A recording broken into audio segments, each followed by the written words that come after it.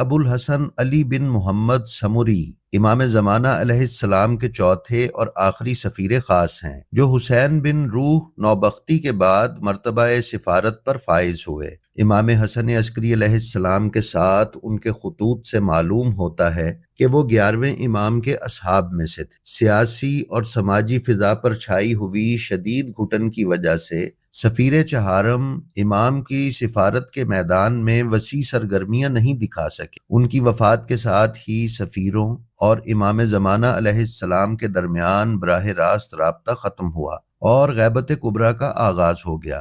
Summary ایک دیندار شیعہ خاندان کے چشم و چراغ تھے۔ ان کے خاندان کا مکتب شیعہ کی خدمت گزاری کے حوالے سے کافی نام تھا، اور ان کی یہی خاندانی شرافت اس بات کا سبب بنی کہ جب وہ سفیر بنے تو انہیں زیادہ مخالفتوں کا سامنا کرنا نہیں پڑا۔ چوتھے سفیر خاص